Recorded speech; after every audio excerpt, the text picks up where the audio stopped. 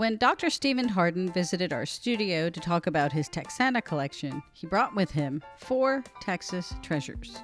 This is one of them, A Trip to the West and Texas in 1835 by Amos Parker. What we have here, Yes.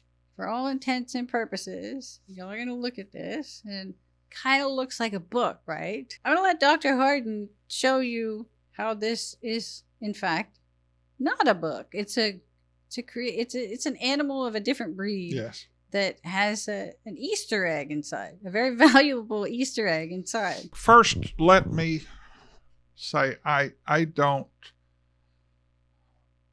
feel like I own these books.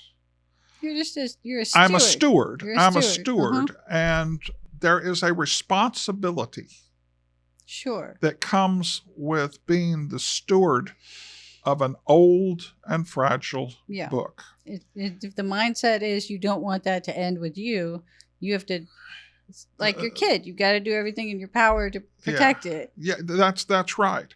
And frankly, I've gone to a lot of expense to make sure these books survive me. Mm-hmm.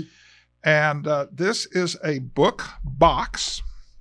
And I might as well shout out, it's a beautiful book box that's made by a firm in Austin, Cloverleaf Studios. They do exquisite work, as you can see. But how this works is that you open it like a book. And inside. And therein is the actual volume. In this case, it is, and I love this book because I love the title. Trip to the West and Texas. Mr. Parker was a judge, but he was also a travel writer. This is Amos Parker. Yes. And part of the book, most of the book, is talking about his travels in the western, the frontier states of the United States. Now, remember, this is before Texas entered the Union. He visits Texas in 1835. And on the very eve of the Texas Revolution, and he's a remarkably keen observer. He describes the personality of the Texians, as they were called then. And he comments that most of them have a billiard parlor, that Texians are obsessed with billiards and horse racing. And he said, and hunting, he said, I have traveled all over Texas unarmed. And at that time, Texians had a very bad reputation.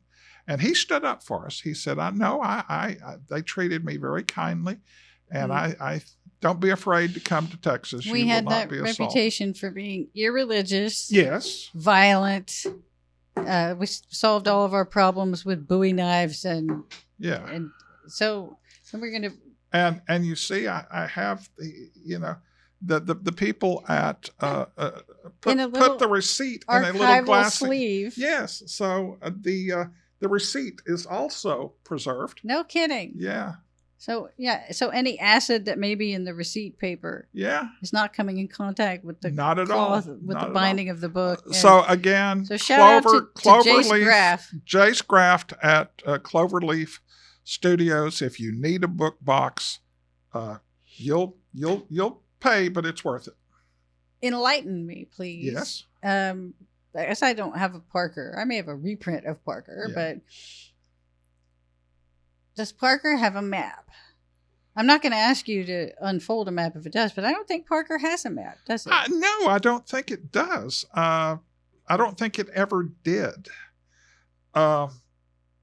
Which is, odd, but because that's not a cheap. That's a rarity. In the first edition, it certainly is.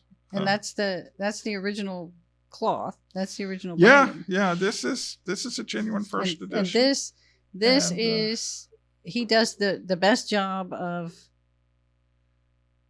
I was just saying what I paid for that. Just making a phenomenal home for that to live in. So you see, I put it back and close it up, and it is in its safe space. And so where this looks like the stained top edge or stained all edges of a book, it's just fabulous fabric, and The looks book, like a book, is not a book, is a castle for a rare book to live in. and this fits on the shelf with my other BTBs, and it's protected, and Is standalone.